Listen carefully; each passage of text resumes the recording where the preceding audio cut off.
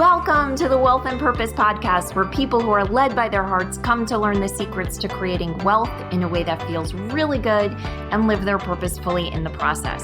I'm your host, Patty Lennon. I'm an ex-type A corporate banker turned intuitive business coach. I'm also a wife, a mom to 2 preteens, a professor, Girl Scout leader, and well, hey, you get it. Like you, I wear a lot of hats. Whether you're looking for inspiration to get started or strategies to get growing, I am here to help you create abundance in every area of your life and business. Welcome. Hey there, Patty here. Welcome to this episode of the Wealth and Purpose podcast. So the way that it works when I record my podcast is that I enter a title of the podcast before I record it, and then it gets sent over to my producer.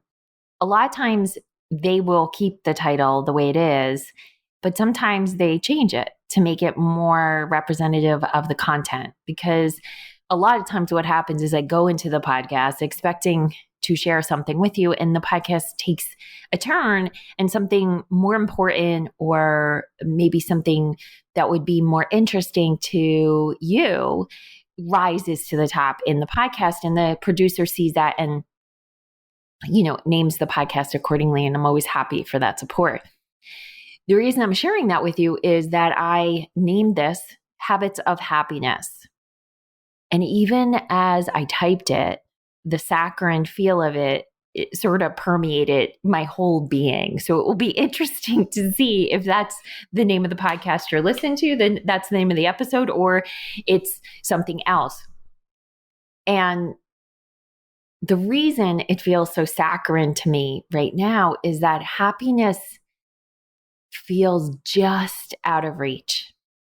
I have a few things that I am experiencing, gratitude, satisfaction, somewhat a sense of productivity, relationship, love. There's lots of good things happening in my life, but happiness, which to me is that pure, sparkly experience you have or I have when there's that sort of gloom or negativity, really just doesn't seem to be present in the moment. And happiness can be a spark, it can be a moment, it can last. There's loads of people that are happy all the time, or so they claim. And you know what? In general, I'm actually a pretty happy person. But I shared this last week on the 100th episode that I realized with the power outage, first of all, the power outage that we experienced and the connectivity issues as a result of the hurricane that passed through really seemed to be a straw that broke the camel's back when it comes to my energy and my enthusiasm and my happiness. It just sort of put me over the edge of really moving my own personal well to, much lower than is ideal. I talked about last week about really focusing on what does it take to get you to 100% energy, because I truly believe it's really, really challenging, if not impossible, to experience happiness if your own personal energy is low. So, my focus has been on getting my energy well filled back up. And the thing that I noticed is there's certain habits, there's certain consistent behaviors that cultivate and sort of perpetuate happiness. But when I'm not feeling happy, and again, I have to say this is not a very normal state for me to go days without experiencing that happiness spark, at least even in moments. It gets harder and harder and harder to do the things that I know perpetuate happiness. And when I do them, I actually do them almost with a bit of resentment or feeling like they're a job. So, one of the things I do daily is use EFT. But lately I felt like it's almost a job. And I sent a text to a friend who was waiting for me to call her back and said, well, I'll call you back as soon as I'm done with my tapping. And by the way, interpret this the way the Dunkin' Donuts man used to sound on that commercial, time to make the donuts. Time to make the donuts. Time to do the tapping. That's what it feels like right now.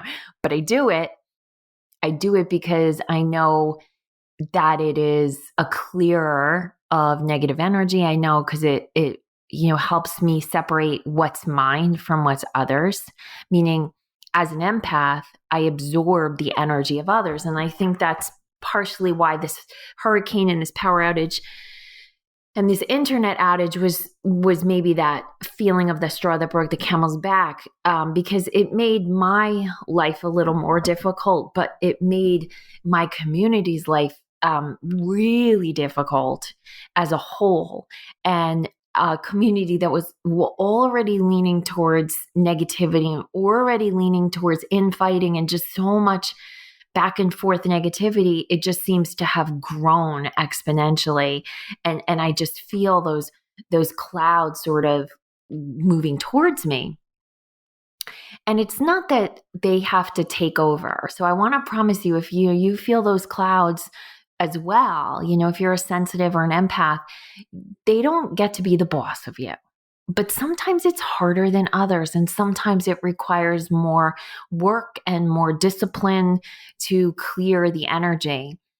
So I just wanted to share with you a couple of habits that to me they didn't instantly light the switch of happiness, but I know they move me in that direction. And so the first is really taking 3 focus breaks through the day. The first thing in the morning, the middle of the day, and then at night, either before I read before I go to sleep. So either before I start reading or after, just 3 rounds of breaths, really to reconnect with myself.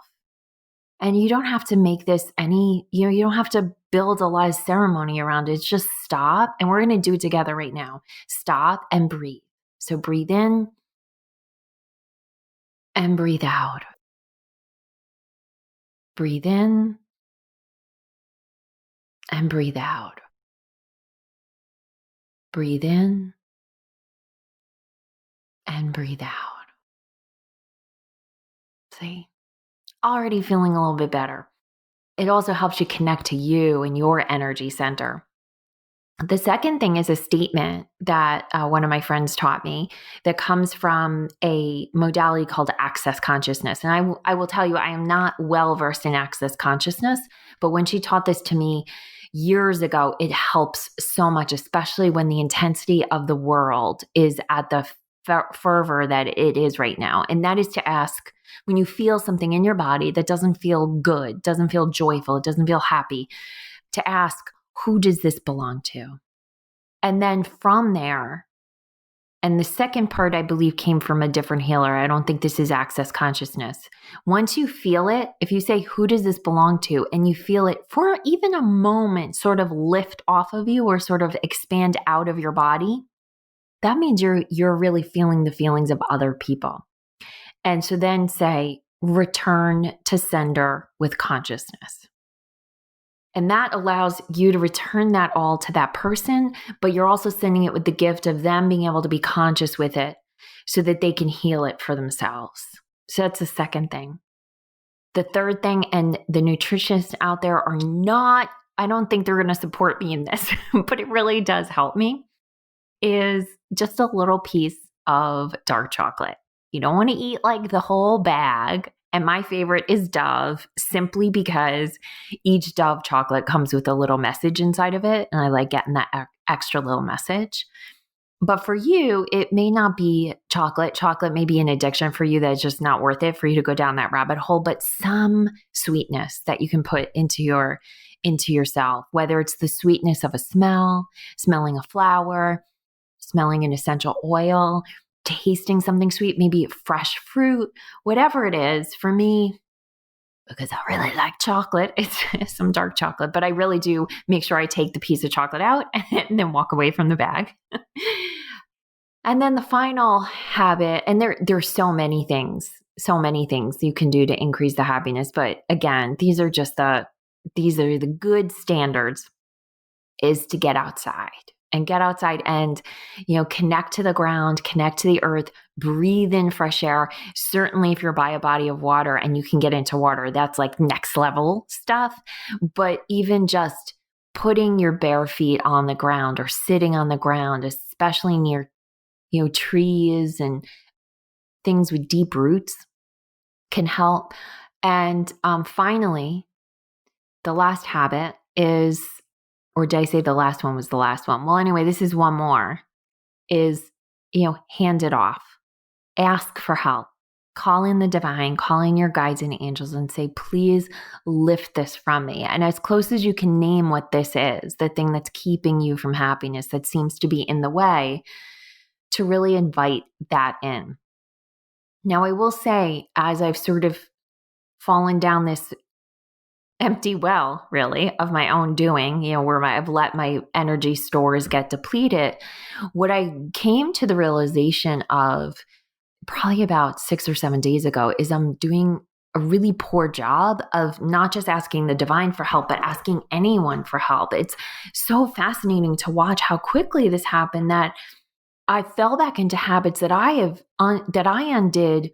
And these are negative habits I undid years ago of not asking for help, of just feeling like it would be easier to do it myself, or just not even figuring out what to ask for help, or if maybe I could count on someone to help me the right way or to support me the right way. Now that gets a little trickier. It's a little more complicated. It's not one of those simple habits that you can employ right in this moment, like breathing, getting fresh air, smelling, or tasting something sweet. But it is really important to look around and see, where are you blocking support? Where are you forgetting to ask for support? Or where are you concluding that support just won't show up for you? Because that will take you really down a dark alley, right? If you don't pull yourself back from that.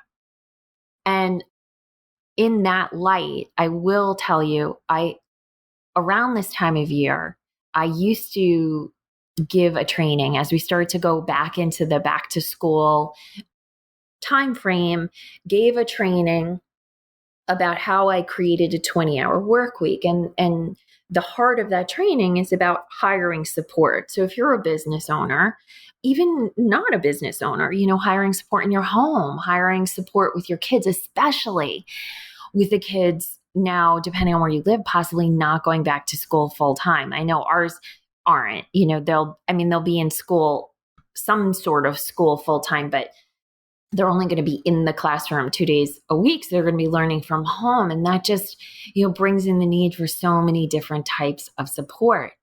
So really starting to work on that muscle of allowing that support in, whether it's you asking of your partner or your kids or people to help, is really helpful to build that muscle.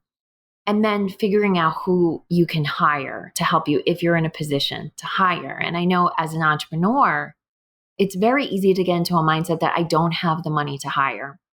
But if you're in a position to make money with your time, right? And I know not everyone is, but if you're in a position to make money with your time, whether you have a business or you work for someone else, then paying someone to do lower level tasks, to do tasks that really aren't your higher performing tasks, has a financial value to it, a positive financial value. So not having the money to hire support is really a mental state. It's not typically a true statement. And because money is such a strong issue right now, and I really honor that. I do honor that for so many. I did ask a friend of mine, Jen Lehner, who's just brilliant at hiring on a budget, to do a training for my community. And it's very short notice because when this drops on Wednesday, it's tomorrow that she'll be doing the training on August 20th. But if you are hearing this on Wednesday or Thursday, the training is going to be at noon Eastern. It's going to be how to hire a VA on a budget. If that sounds like something you need, definitely join us. You can register at pattylennon.com/training. If you missed the training and you want some support with those resources, definitely email me. And if we have announced through the training any additional resources that she's willing to give, then I can have my team send those to you. So you can just email me, patty@pattylennon.com, if you do miss the training, and then whatever additional resources she gives, I will be happy to share with you. And you know what? Actually, I'm just going to tell you, if you go to pattylennon.com/CEO, whatever resources she provides, I'll put a link to those on the page there. So again, as you can see, I'm doing this without really planning it out, because my main goal for this podcast was to just remind you that there's a lot of heavy energy out there right now. But on the bright side, also let you know that the day this podcast drops is we will be in the energy of the new moon. And that is a great time to set fresh intentions and to really bring in new energy. And again, if hiring and finding a way to leverage your business is a priority, then go to pattylennon.com/training and pattylennon.com/CEO. Hey, thank you so much for spending this time with me. I hope you have a beautiful week. And if you are feeling the happy vibe, please send some of those happy sparks out into the world, because we are needing that happy juice circulating. All right, have a wonderful day. Hey, thanks for listening. And if you know someone who needs to hear this message, please share this podcast with them. And if you're feeling really generous, I'd love for you to leave us a review on your favorite podcast app. It helps us reach many more people, and it fills my heart with so much joy when I hear what you had to say about what you heard. I am cheering for your success. Have an amazing day.